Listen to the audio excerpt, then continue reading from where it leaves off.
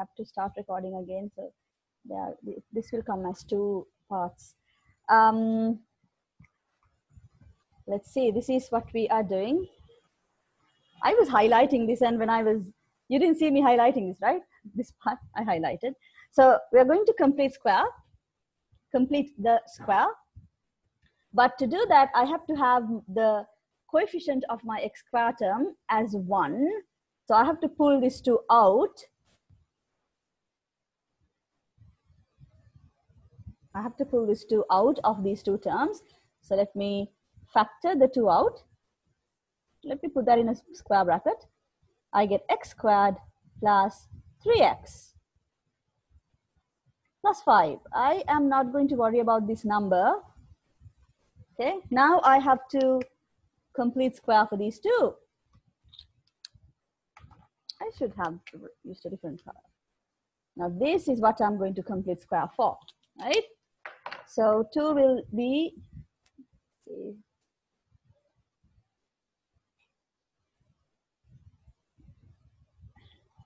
okay, Afra, I got disconnected for some time too.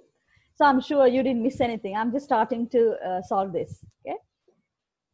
So the thing is this, like if you happen to miss anything from your end, I'm sure that must be happening a lot, right? Your connection might get, there might be disturbances in your connection. It might drop. Then you can always ask for the recording, and you can catch that part up that you missed by watching the recording. Okay, so I hope that's okay. Then so I'm going to, so let me show this. So this, I'm going to complete the square for this little guy here. So what do I get? X plus half of 3. I'm going to write 3 over 2, half of 3 as 3 over 2. Then minus that square of that is 9 over 4, and plus 5 is equal to 0. So let me show that what I have here is the same thing as this, right? Done, completing square is done. I just have to now simplify this. So keep in mind, I'm trying to isolate x. I'm trying to solve for x. So I'm going to remove the square bracket. I get 2 times x plus 3 over 2 squared. 2 times that gives me 2 and forget 9 over 2. 9 over 2 means 4.5. 4.5 plus 5 is equal to 0. Let me take that to the other side, the number. So I have 2 times x plus 3 over 2 squared is equal to 5 minus 4.5 is 0.5. 0.5. When I take it to the other side, minus 0.5. Let me write it as a fraction, minus half. Or minus 0.5, same thing, okay? Then I divide both sides by 2 to get rid of this 2. Divide both sides by 2. I get x plus 3 over 2 squared is equal to minus, we are going to get, I have given that example without, have I made a mistake so far?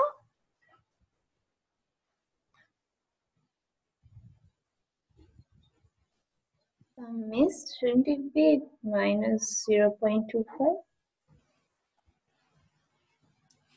Where? Which one?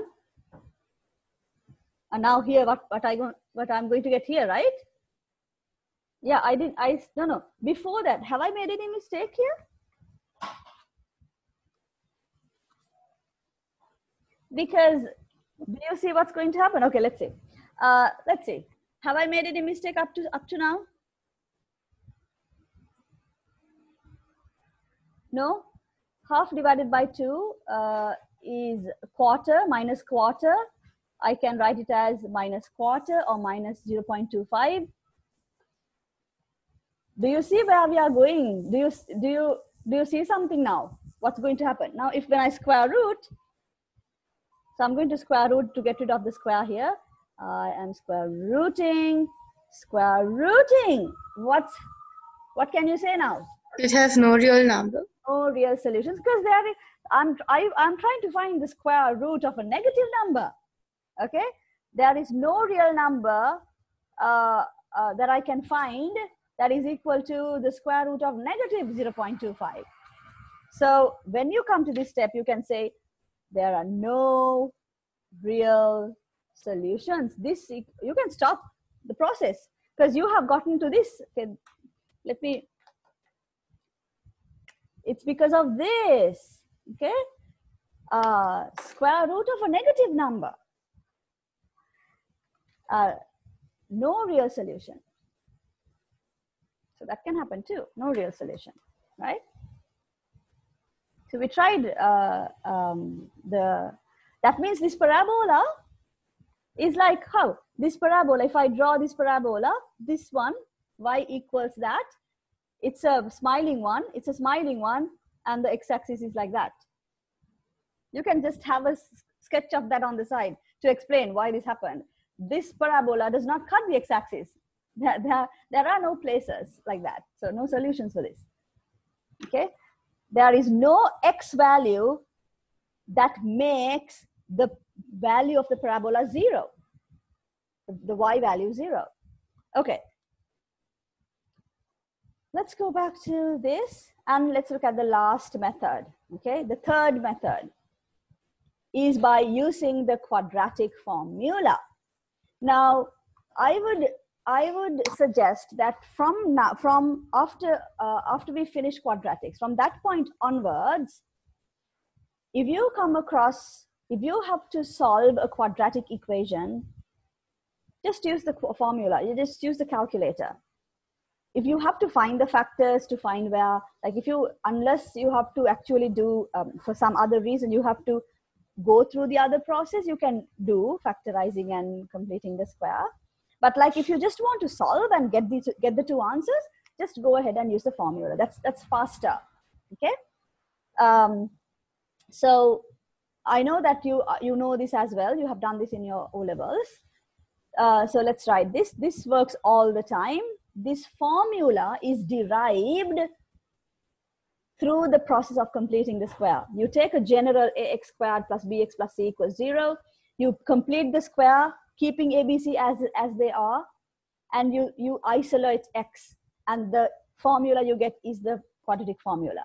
Okay, so you write this formula is derived by applying the completing the square method, and hence can be used to solve any quadratic equation. And then you just copy the formula, this formula here, and you have to show what you already know the standard meanings for ABC. When you say ABC for a quadratic, you know A is the coefficient of x squared term, B is the coefficient of the x term, and C is the number term.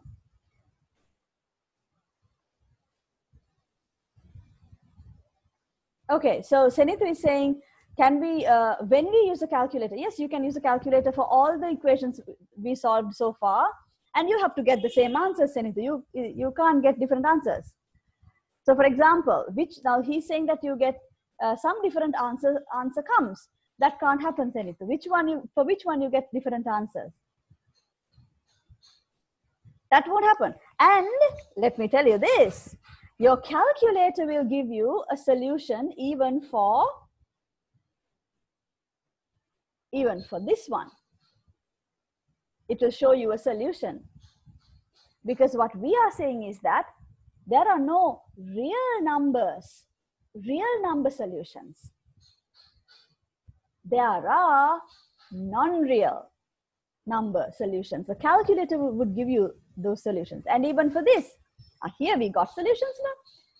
If you try for this, Senithu, you're going to get these too. Okay, that won't be different. Okay, you will get the same solutions. Okay, so copy the formula.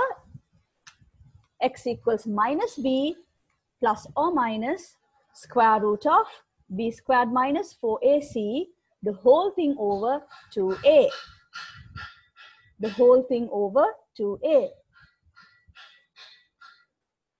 Yes, Senitu, that's what I said. For the last example that we did, for which we said no real solutions, the calculator would be finding there are unreal, non-real, or what we call complex solutions. And the calculator will show you those solutions.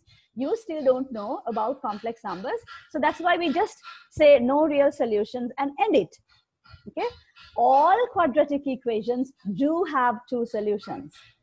We are talking about real solutions. You will have two real solutions, two distinct real solutions, one same solution repeating, say one solution, or no real solutions. No real solutions means the solutions are not real.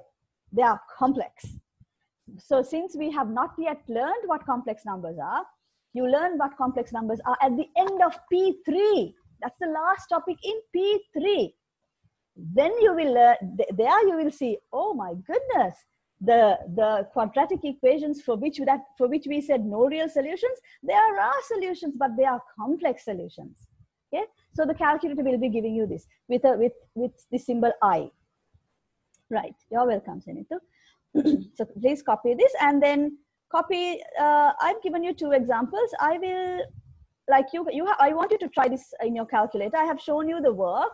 But just copy one of these examples, like for example, 3x squared plus 5x minus 7 equals 0. All you need are A, B, and C. A is 3, B is 5, C is minus 7. And then you don't even have to show all this work like I have. You just input the ABC into your calculator and it's going to give you the answers. Just check whether you get the same answers. That's all you have to do. You don't have to show those steps. You do not have to show those steps. Okay. Miss, can you scroll up a little? Yes.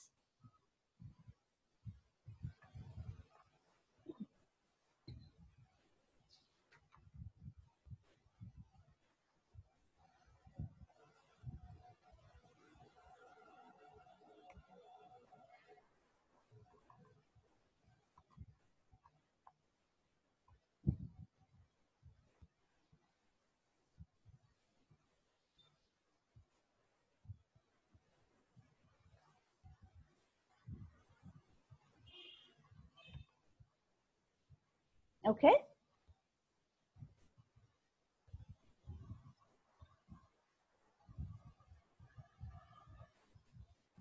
Can I scroll down again?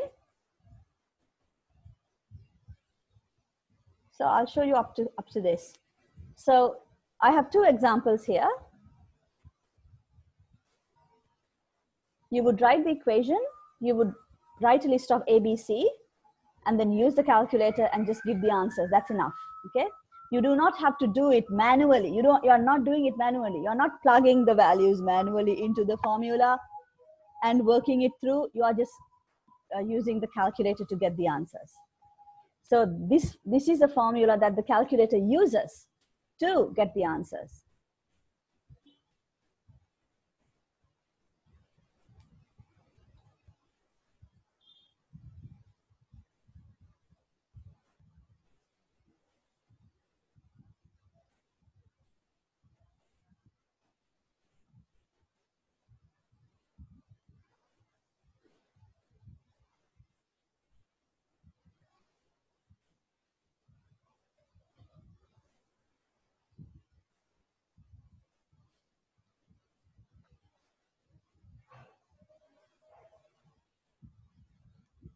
Okay.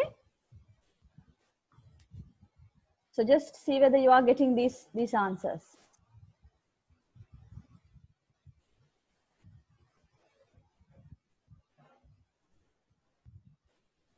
So the first example, 0.907 or minus 2.573. These answers are not exact because these answers are irrational. So actually it's better to keep in this form. Your calculator will show you that too.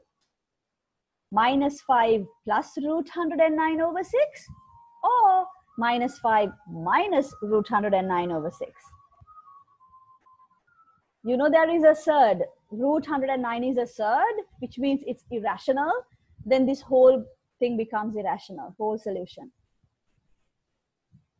So these answers are left to approximately to three decimal places.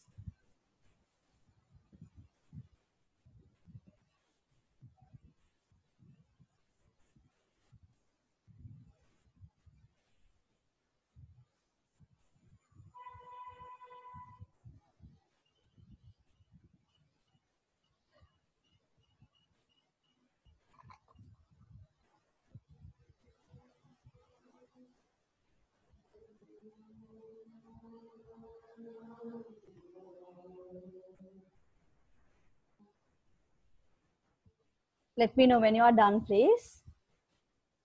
Miss, we can give the answers to 3 significant figures, right? Yes. If not specified, even in the exam paper, if not specified to what accuracy that you need to give your answers, you leave your answers to 3 significant figures. That's the standard, 3 significant figures. But here these answers are kept to 4 significant figures, in some cases, just 3 decimal places. You can leave your answers to 3 significant figures.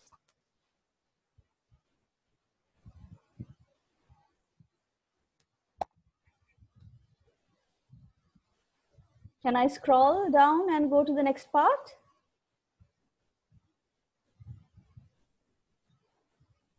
You do not have to do that work that I have shown here. You do not have to do that. You do not have to copy that. In advanced level, we do not plug in the values and do it manually. We use the calculator to just get the answers using the formula. Can I scroll down? Okay, Miss. Okay. Then, now, okay, let's go back to this. Look at this formula. This is the formula we use, right? X is equal to minus b plus or minus b squared minus 4ac, the whole thing over 2a. This formula, it's the formula. It's a formula, right? You know what the meaning of a formula? It's something that you can always use to find something. So this formula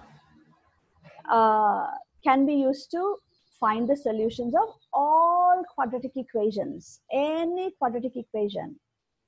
Now we know that a quadratic equation can have 2 distinct solutions, 1 solution, so that same solution repeats, so 1 solution, or no real solutions. You can see these 3 cases happening in this formula. You can see from where it's decided, from what part in this formula that gets decided whether your equation is going to have 2 distinct solutions or the same solution, so that's just 1 solution, or no solutions. If you have a good look at this formula, you can see what part of this formula tells you which case is going to happen. The square root of b squared minus 4ac, the key to having how many solutions is determined by what you have in the square root, this b squared minus 4ac. If the value of b squared minus 4ac is a good positive number, then you will have 2 solutions, because you have minus b plus that number over 2a, and you have minus b minus that number over 2a. So you have 2 answers. But if b squared minus 4ac, what's in that is just 0, then both your answers are the same. Minus b plus 0 over 2a, minus b minus 0 over 2a. It's the same answer. If b squared minus 4ac is negative, like what we came across, if that happens to be a negative number, you can't find a real number for square root of a negative number. That's when we do not have real solutions. So that little piece, b squared minus 4ac, kind of gives you a way to determine, even before you solve your equation, how many solutions it's going to have. Okay, So we give it a special name also. It's called the discriminant of the quadratic. Okay.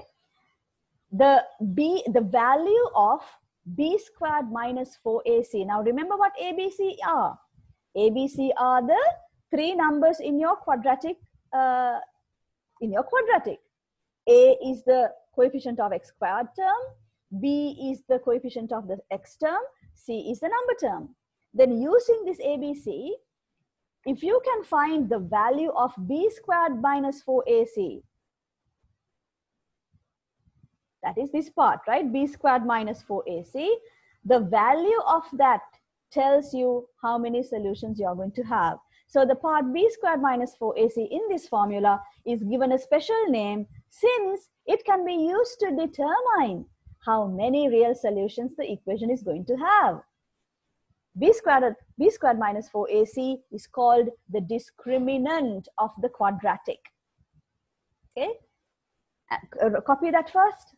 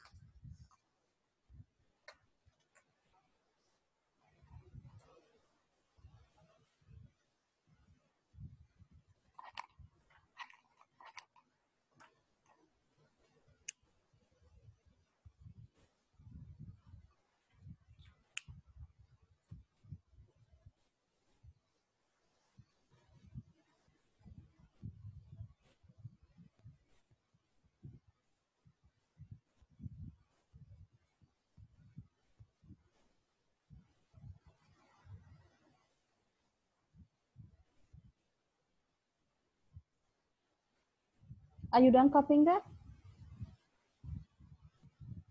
Yes, miss. Yes, miss. Okay. Then let's write. I will show you how the discriminant tells you how many solutions you are going to have. If, first bullet point, if the discriminant is greater than 0, you look at the formula and try to make sense of that. If that is a greater than 0 means positive. If that is a positive number, you can find the square root of a positive number, and that leads you to two distinct solutions. And graphically what that means is your parabola is cutting the x-axis. This is the x-axis. This is the x-axis at two distinct points, right? But if your discriminant is, if b squared minus 4ac happens to exactly equal to 0, if that is 0, that means you look at the formula. If that is 0, you're going to get the same answer, because minus b plus or minus 0 over 2a gives you the same answer. This is one answer, one solution. That happens when I'm always showing an upright parabola. It can be a sad parabola as well. Okay, so in this case, your parabola would be just barely, that means only one place, one point where the y value is 0. There are no two places. Copy, write with me. And what's the other case that can happen? If the discriminant is negative, that means less than 0. If the discriminant b squared minus 4ac is negative, that implies that there are no real solutions. You look at the formula and think, when you look at the formula, you have the square root of a negative number. that which does not lead you to any real solutions. No real solutions. Could be something like that.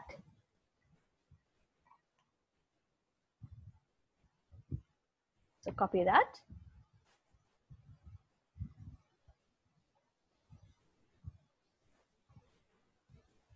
Miss, Yeah. in the case where it has only one solution, is the formula, is the question a perfect square?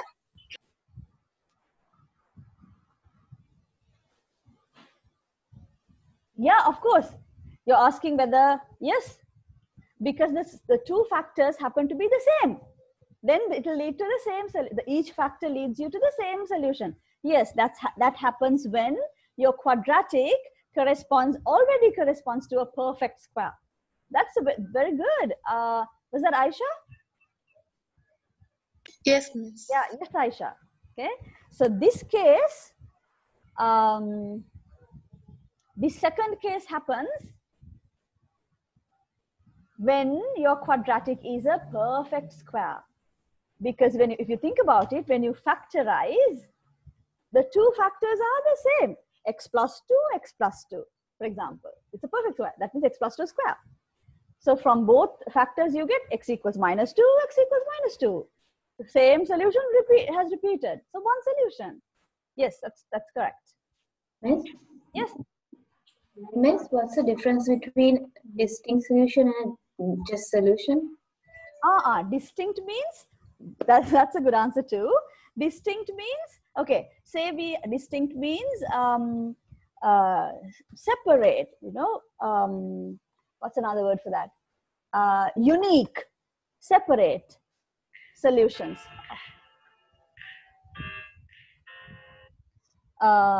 Say for example, say I get, I'm answering Afra's question. Say when you're solving an equation, you get x plus 2 times x minus 3 equals 0. So your factors become this or something like that. Okay. So you get x equals minus 2 and not and or x equals 3. Distinct means minus 2 and 3. Two different answers. Distinct. But if you happen to get your factors as x plus 2 equals 0, then you get x is equal to minus 2 or x is equal to minus 2. You do get two solutions, but they are not distinct, they are the same. Right? They are not different, they are the same. Distinct only means two different answers. I mean, even when you get, now when we say one solution, we actually do get two solutions here. Each factor will give you a solution, but both solutions happen to be the same, which means finally it's just one solution. Is that clear, Afra? That's why we say distinct solutions. Because even here, there are two solutions, but they are not distinct, they are the same, which means it's just one solution. So we just say one solution. Clear, Afra? Yes, Miss, thank you. You're welcome. Right, so now I hope all of you have copied that, done copying that. Can I go back to the note? Yes, Miss. Okay, great. Now, do you have any questions? That's all about solving quadratic equations. Okay. I will skip that. I had a little thing. We can start quadratic inequalities. If you go back to the beginning of this topic and look at that little summary I gave you, 1.4, the next topic is quadratic inequalities. Okay. And we are going to solve a couple of, we are going to see how to solve quadratic inequalities. So again, oops, this is like that. Now, before you look at this, recall what inequalities are. You have solved linear inequalities, simple inequalities. Like, if I show you now, because I want to make sure that you know what inequalities are. Like if I give you 2x plus 3 is greater than 5. If I ask you to solve this, okay, this is an inequality. Let me just show you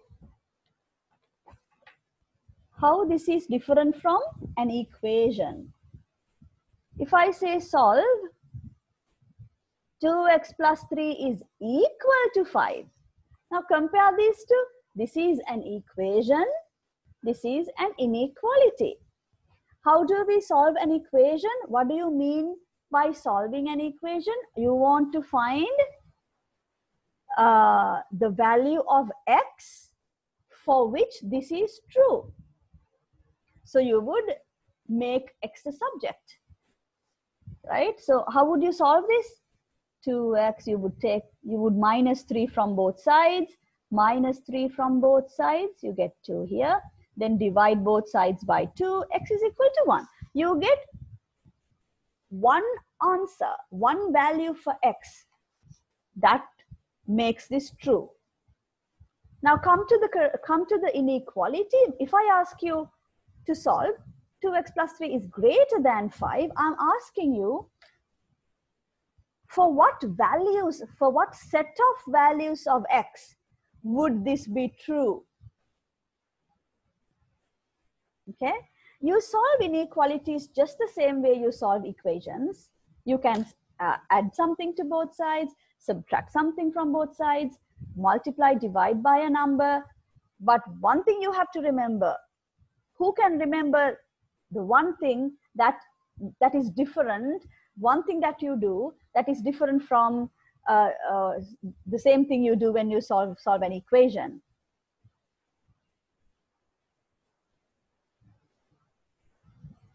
When you solve an inequality, can I add the greater sign? Very good. Yeah, so Senathi is saying that too. If you happen to multiply or divide an inequality by a negative number, you have to change the sign. Now, is this a rule that you are blindly following, or do you know why that happens? Why you have to do that?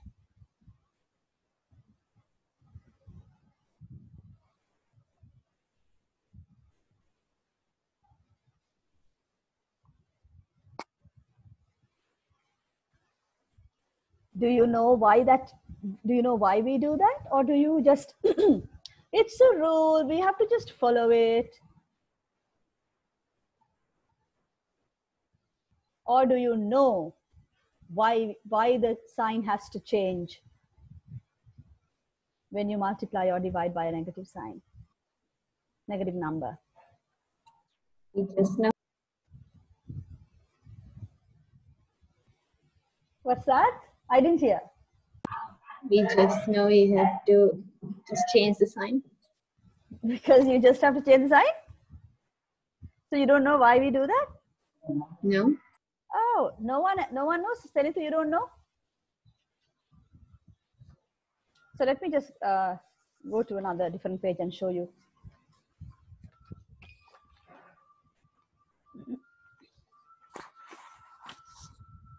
Okay. Here's an equation. I'm going to write an equation.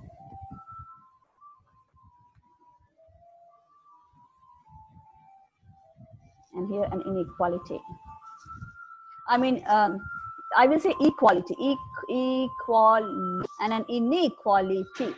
In an equation, you have an equality. You have two things equaled. Let me take not an equality with an unknown in it. Let me take an actual equality. If I say 5 is equal to 5, is that a true equality? Is that true? Is 5 equal to 5?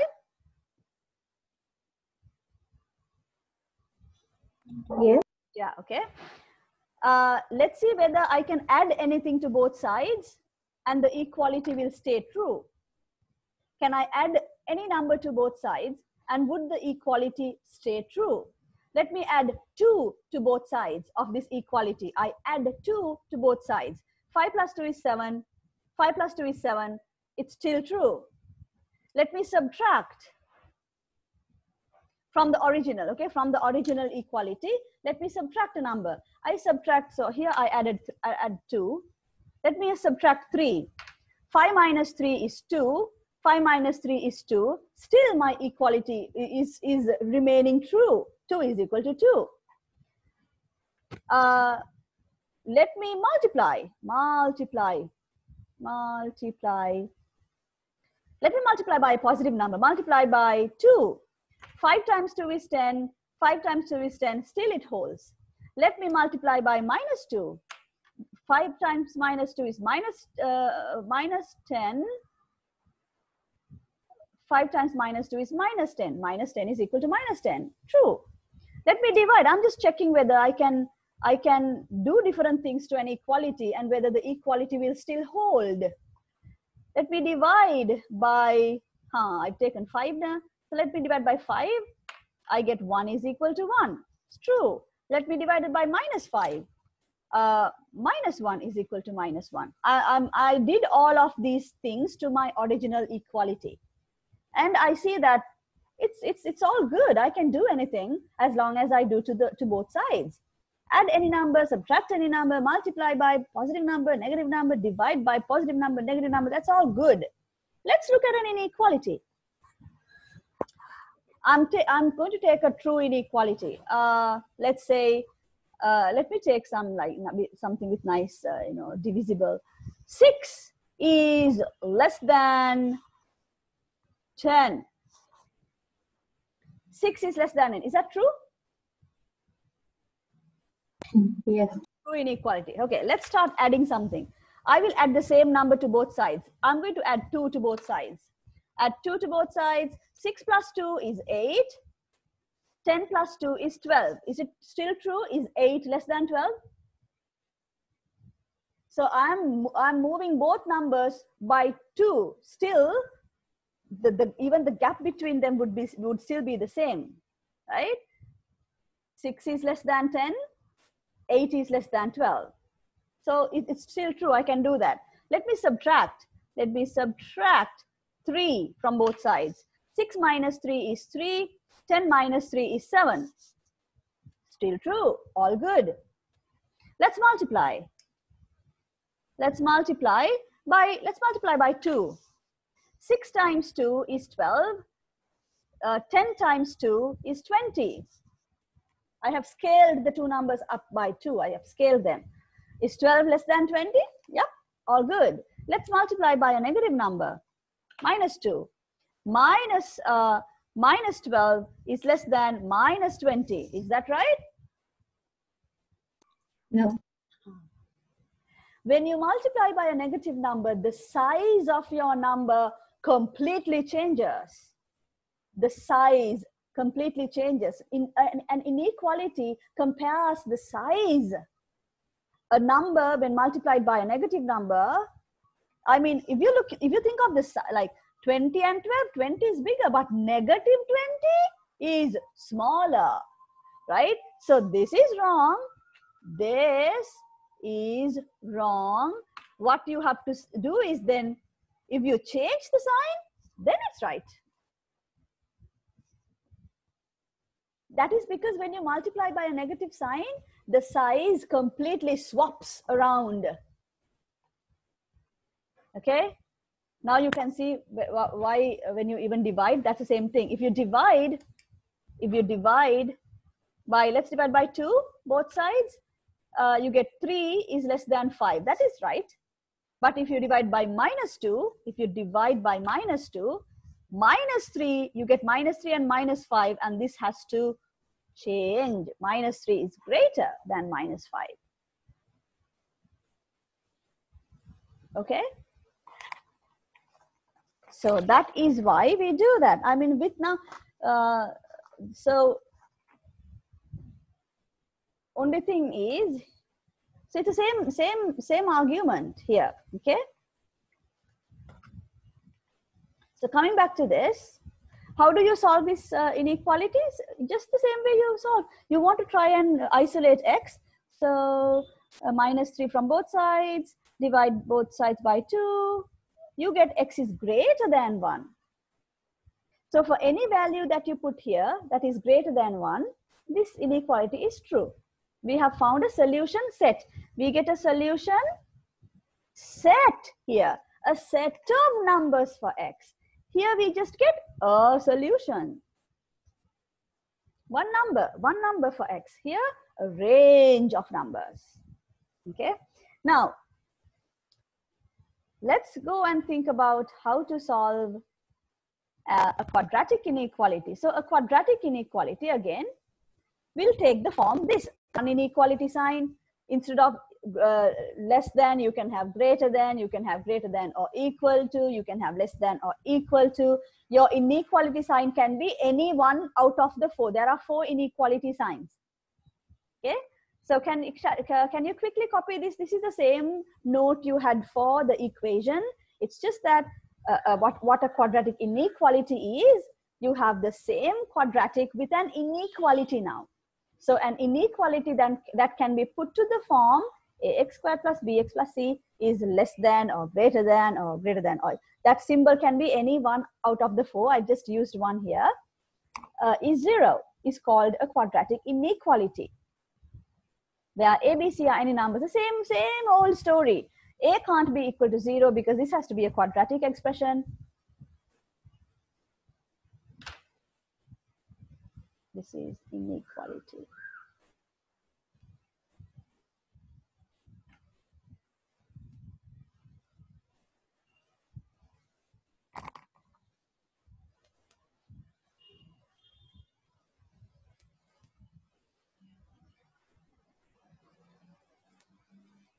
And again, to solve an inequality, we have to use the graph of the corresponding function, because that makes it so much easy to solve the inequality. So I'll show you how we do that.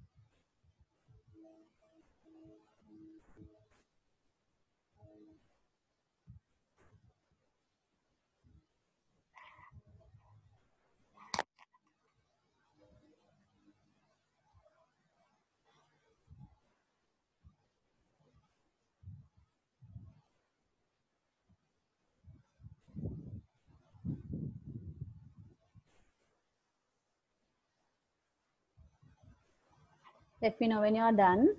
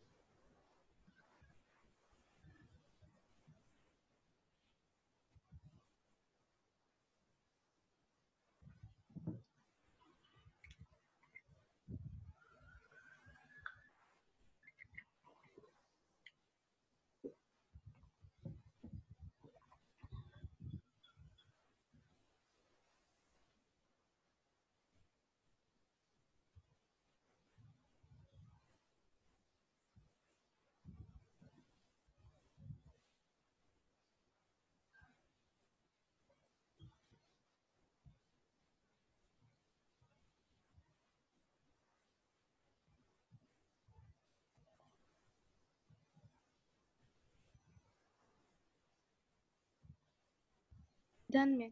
Okay. Aisha is done. Can I assume everyone is done?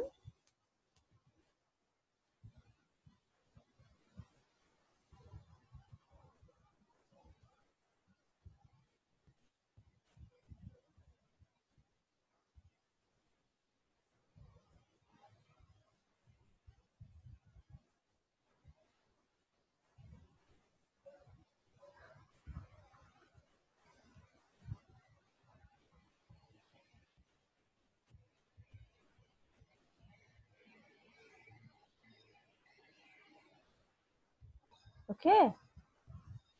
Let's look at an example. This is very easy.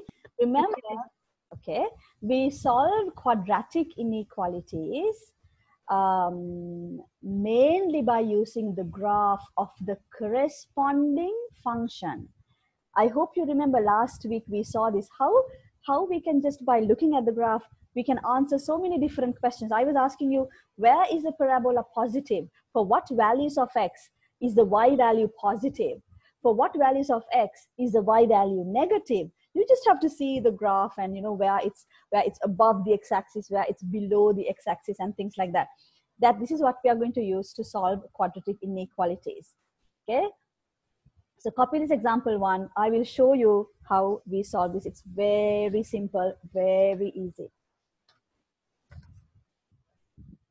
So the method that we are using is partly algebraic and mostly graphical. Example 1, copy example 1. I will do it on the writing pad.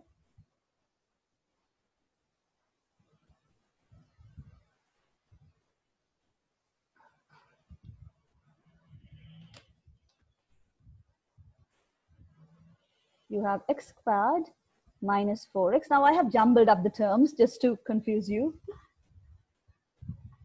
Okay, so let me go to the writing pad. So this is the inequality you have. When you like see it, you have to know it's a quadratic inequality because of the x squared term, right? And what you first do is bring all the terms to one side, just like when you solve an equation, quadratic equation. You bring all terms to one side and make that quadratic on one side, okay? And have 0 on the other side. It makes solving very easy. So I do x squared minus 4x. That means I'm adding 3 to both sides, okay? Bringing this to the, we know that we use this ridiculous way of, it's actually ridiculous. We say, we bring this term to this side, you take it to the other side. That's not what we are doing.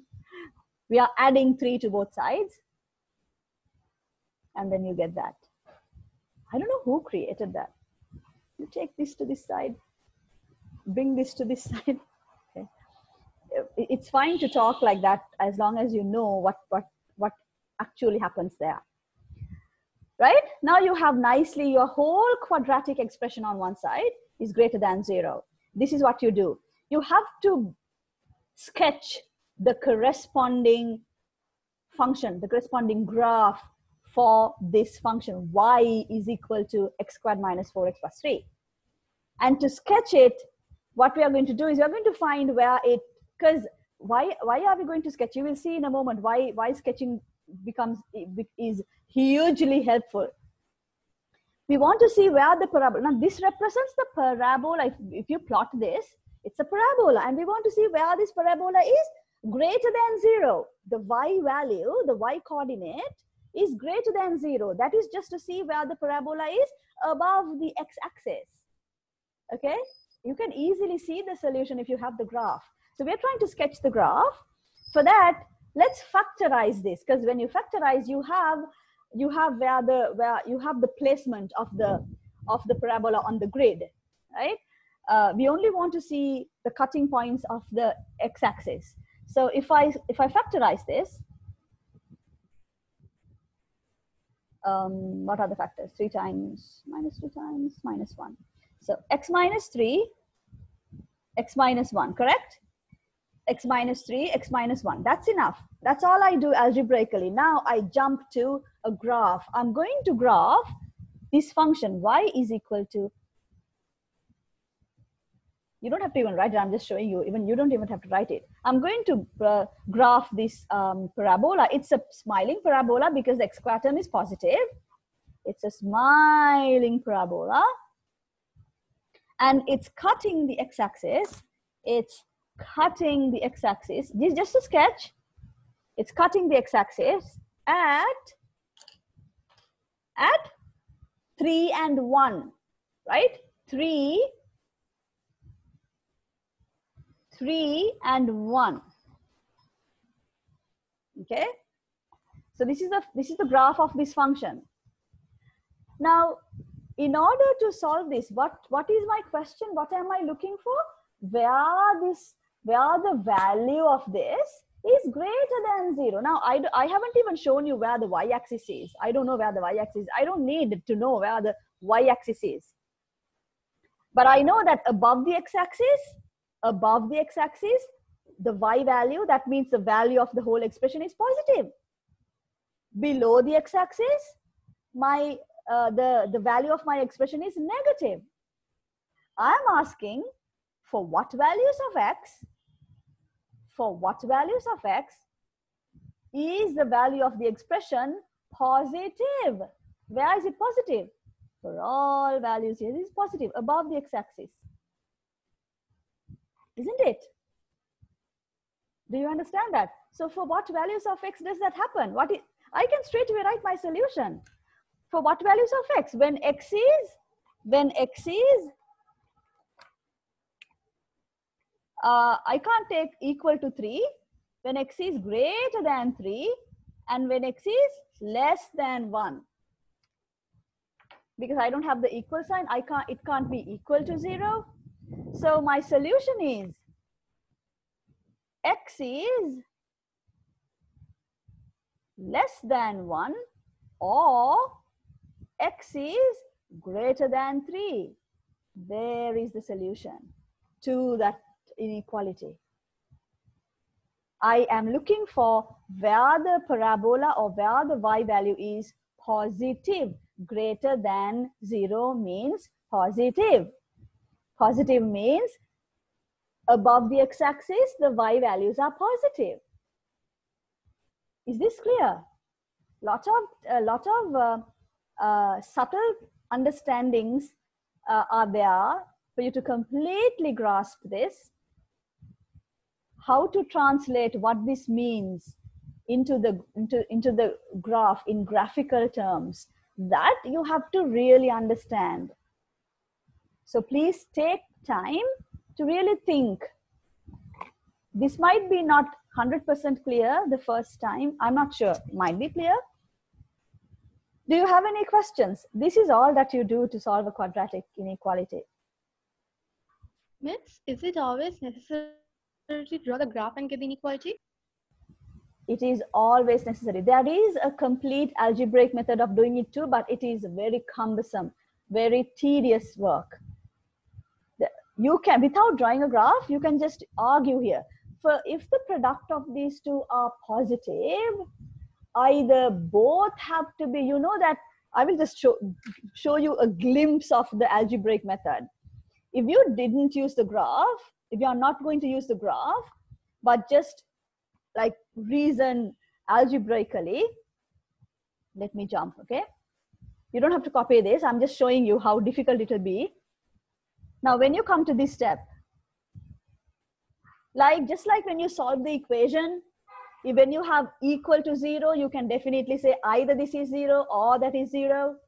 Just like that, here what you have is a product of two things is positive. If the product of two things is positive, like think of just A times B is positive, What can you say about A and B? Either both of them have to be positive or both of them have to be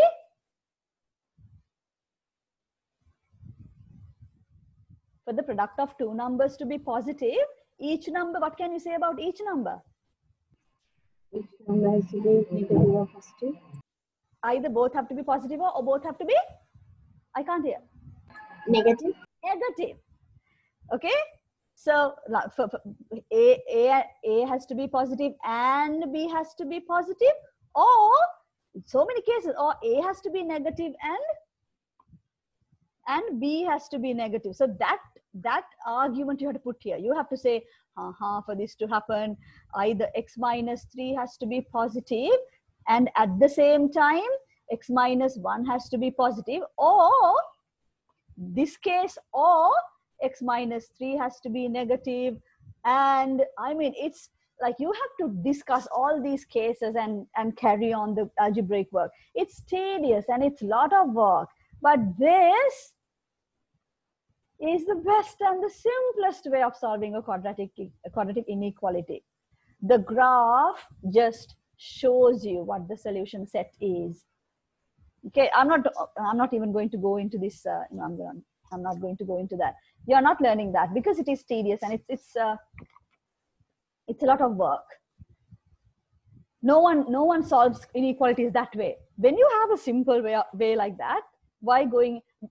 So my point is not that it is impossible to solve it without the graph. It is, but it's a long method. Okay, shall we look at the second example?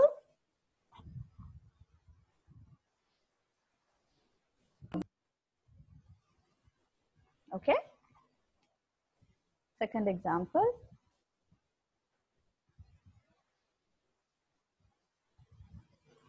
Copy the second example. I'll do it in the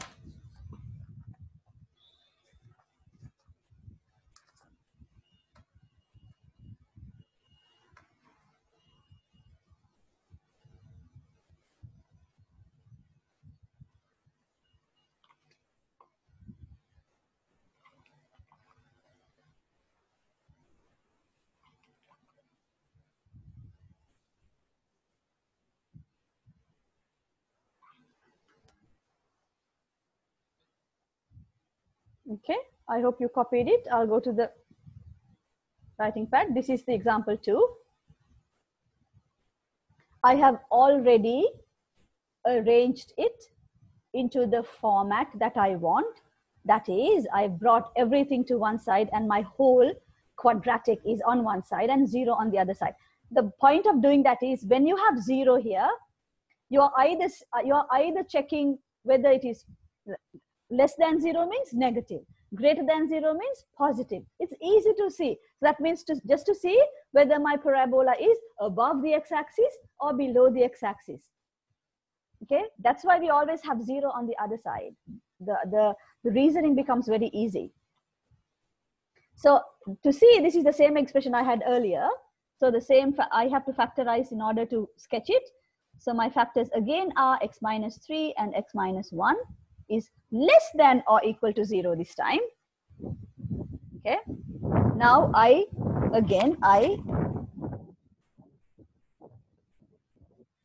sketch the graph. I sketch the graph. My 2 points of intersecting points where it is 0 is when x is equal to 3 and 1. And this time, what is the question I'm asking? I want this to be less than or also equal to 0. Where is it equal to 0? Right here and right here. It's equal to 0. Where is it less than 0? Less than 0 means where it is negative. Negative means below the x-axis. The y values are negative, right? So I want to see where my parabola is below the x-axis. It's right for these x values. For what x values does that happen? It's between 1 and 3, including 1 and 3. I hope you see this, okay? So how I am interpreting this inequality into graphical terms is what you really need to understand here. To find for what x values this expression is less than or equal to 0 is to see where the parabola is below the x-axis. Make sure that you understand how is that this. Make sure you see how you see the connection, how this answers the same question, this question.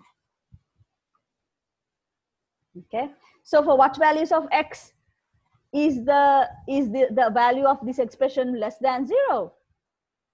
Less than or equal to 3, greater than or equal to 1, between 1 and 3. And that's my solution.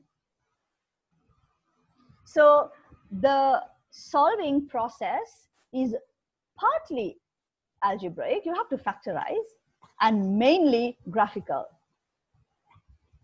Little bit of algebraic manipulation here, and then a lot of graphical understanding, graphical work.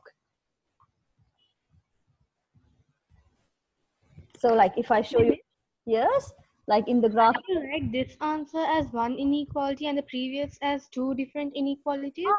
Good question. Now in the previous, do I have it right here? Where is that now? Okay, it's here. That's a nice, good question. Can I combine these two to, like, can I combine them? Do you see that the two regions are two separate regions? Greater than 3, that's one region, and then less than 1, that is a separate. Check on this. Like I have drawn like a number line here. No, my x-axis is a number line. My solutions, my x can be greater than 3, and then again separately less than 1. Okay. So pay attention to the word I have said or here, or. Okay. Can I combine them and say in any way? Because they are two separate regions. How do I combine it? Like two separate regions, you give as two separate regions. X is less than 1. That's one. Do you see it's separate, two separate regions, two separate sections on the number line? So they have to be written, represented as two separate solution sets, two sets of solutions.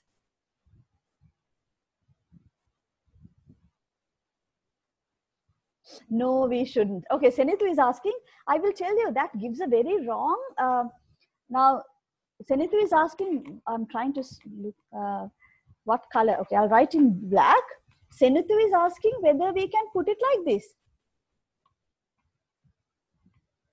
It's a bad notation. This is a bad notation, because usually when you write like that, we write like that to say something is between two numbers. This can give you the fall, like if you don't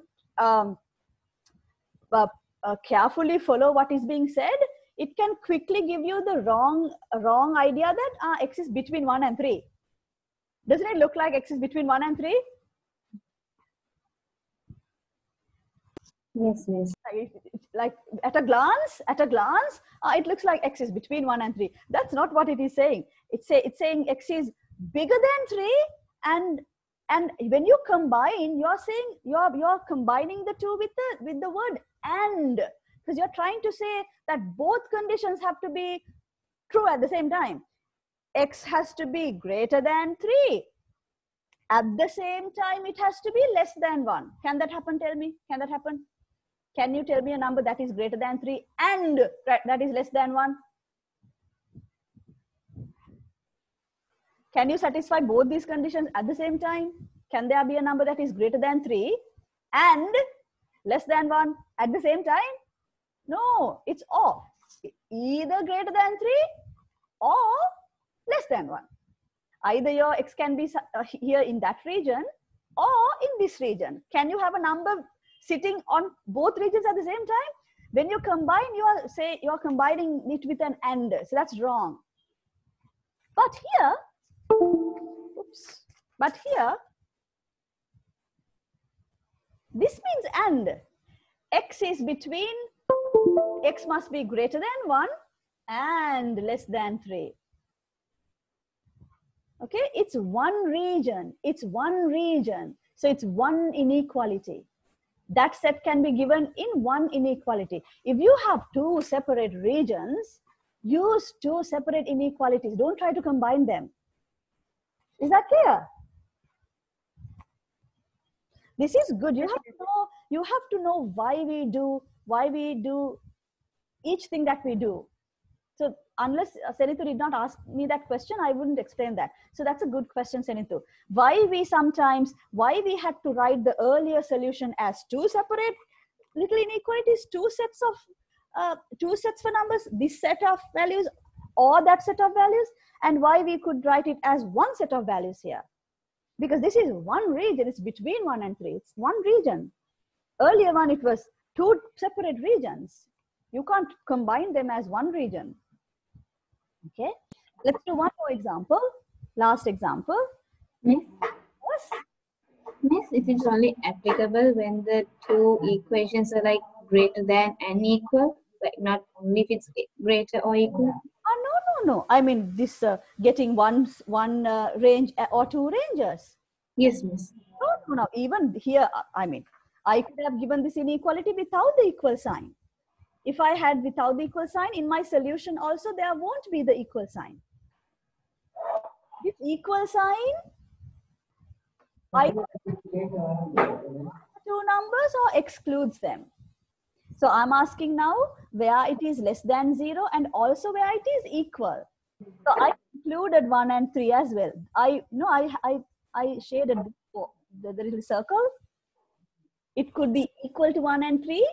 And if I had not given you the equal sign, include 1 and 3. So you have to not put the equal sign in the solution. So, Miss, the equal sign doesn't define how many regions we can get? Like two separate regions or one region? Ask that again. The equal sign doesn't define whether we will get two separate regions or one region. No. It's not the equal sign that determines whether we are going to get two separate regions or one region. No, that's not what it defines. It's not determined by the equal sign. So Senith is saying credit must be given to the individual who originally asked the question. Is it not you who asked it? Who asked it? Miss, I did. Oh, I'm sorry. I thought it was Senith. Afra was the one who asked that. Aisha, Miss. Aisha, okay. Okay, right. Shall we go to the because okay, for that last question that who asked? Now I'm mixing this up. If you had x squared minus 4x plus 3 is less than 0 without the equal sign, this means x minus 3, x minus 1 is less than 0. That means so this is 1 and this is 3. I just want to see where it is less than 0, only less than 0, not equal. So I'm not include it is equal to 0 at 1. It is equal to 0 also at 3. But I'm not asking where it is equal to 0. I'm asking where it is less than 0. So that would be less than 3 and greater than 1. That would be the answer if you didn't have that. So the equal sign either includes those two dots or excludes them. That's what it does. Isn't it? So think about it, okay? You have to think about this. You have to really engage your mind in this in order to understand. Let's look at the third example quickly before we wind up for today. One more example, third example. It's already in factorized form. I'm making it easy for you. Third example, copy that, we'll do it. You're going to have a lot of homework this time, today.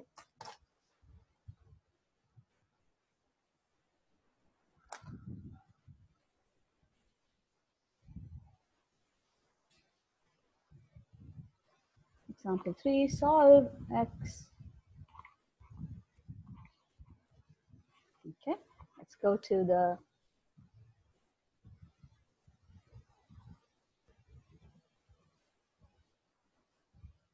okay. Now, how easy is this? Because it's already factorized for you. Okay, when you see this, you have to recognize, this is a quadratic inequality, because if you happen to remove the bracket, you're going to get an x squared. So it's already in factorized form. You already know where the parabola is cutting the x-axis. So let's go and just sketch. Nothing, you just jump into the graphic part of it. So is it a smiling parabola or a sad parabola? Happy or sad? Happy. Happy like that. And just draw the x-axis at some point. Sorry, that's x-axis. Where does it cut the x-axis? When x is 0, when x is 1. 0 and 1. So let that be 0 and let that be 1. Okay? So that means y-axis is right here. But I don't need to know where the y-axis is. So, but if you imagine it, so above the x-axis, the y values are positive. Below the x-axis, the y values are negative. So I'm asking where the value of this is positive. Greater than 0 means positive. Positive. Above the x-axis. Above the x-axis. Here all these are positive. All these values on the parabola are positive values. Positive values. And for what values of x does that happen? For values of x, do I include one? Do I include one or exclude? When x equals 1, when x is equal to 1, is y positive? No, y is 0 there. It's not positive. It's equal to 0. I want where it is greater than 0. So for all values here, and again, all values here, not equal to 0, but less than 0. Not equal to 1, but greater than 1. Is that clear to everyone? Why I am excluding 0 and 1 here?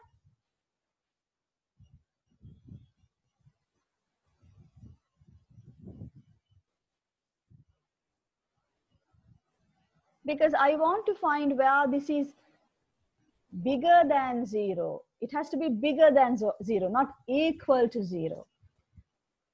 At 1 and 0, this expression is equal to 0.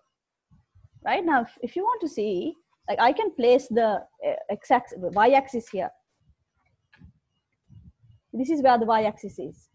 Oh, I'm sorry, it's not straight. That's the y-axis. Okay. So here y value is 0. Anywhere down here, y value is negative. Anywhere above, the y value is positive. So I just want to see where this is positive. Right? So what's my solution set? You have to give it as two separate solutions. X is, for this, x is less than 0. I mean, you can even write it as, notice how I write x first, because you're giving the solution for x. Or, the word is or. You can't say and, because both can't happen at the same time. It's either this or that. Or x is greater than 1. That's your solution set. So two separate regions. This example 1 and 3 are both greater than 0 equations. So can't we like join both and find two common values? Example 1 and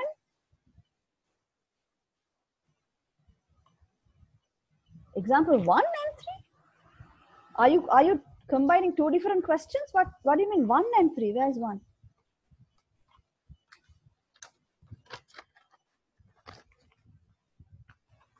Senitu, 1? 1 means like which one? Wait, huh?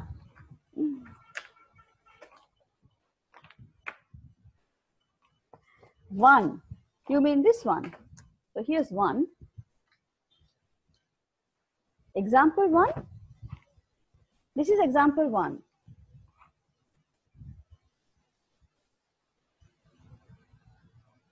Senitu, it's not clear to me what you're asking. Example 1 and 3 are both greater than 0. Yes, greater than 0. And here also greater than 0. So we are looking for values of x for which the parabola is above the x-axis, right? Greater than 0. So what's your question? Greater than 0 equations. Not equations, inequalities. So can't we like join both? What both? And find two common values? I don't understand what you're saying there.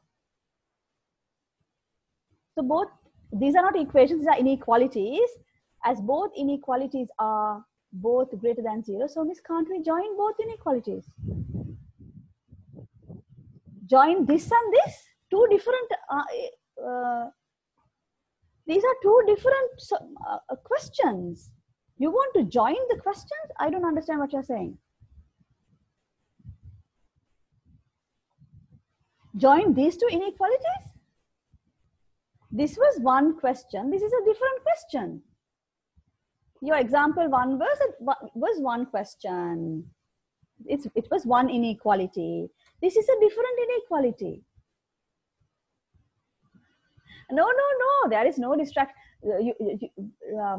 Never apologize for asking a question. You have to apologize if you ask. Now, there can be students who ask something completely unrelated. In the middle of inequalities, he might ask, how do you differentiate something else? You know, that is not good. As long as you're asking something related to the lesson, it's fine. Don't apologize. But what are you asking, Senitu, though? Like, what do you mean? It's like, your question is like, let me go to, where were the equations that we were solving?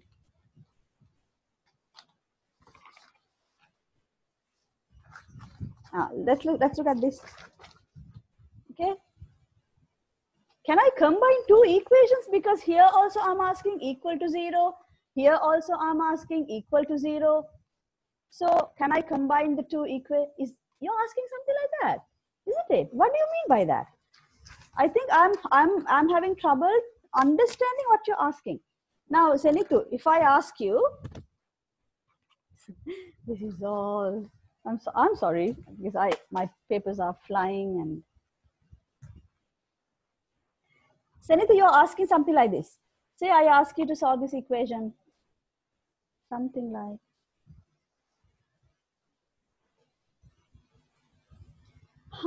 So that would be, that would be a different question altogether. And no, and the solution for that would be completely different. It's like this. If I ask you x squared plus 2x plus 3 equals 0 to solve that, that's one equation. And another equation, so how many equations we solve, isn't it? 5x plus 1 is equal to 0. Think of these two separate equations. You can solve this. You can solve that. You're asking, can't we combine these two? Why would you? What's the point of doing that? Two separate questions.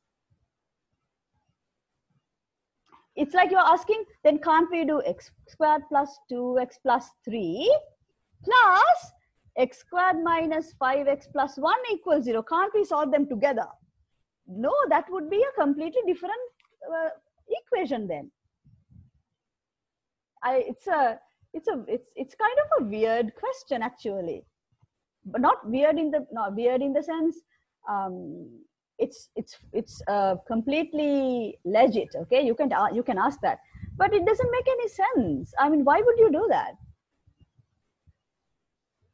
If you are, yes, that you can have that. Simultaneous inequalities, then there are two separate equations. You don't try to combine them into one. I can ask you this. I can ask you, solve this. So give me all the values of x that would keep this true, and at the same time, and I give another inequality. So Senitu was suggesting to give the first inequality, whatever that was. So another inequality, something. That could be. That makes sense, yeah. So a pair of inequalities. Can you find me all the values of x that would satisfy this condition and also that condition? Yes, that makes sense. Again, that's a different question though, right? That's a different question, and we are not doing such double inequalities. Okay, right? Okay, we have come to the end of our time is up. So let me go back to this. That was the last thing we did. What I will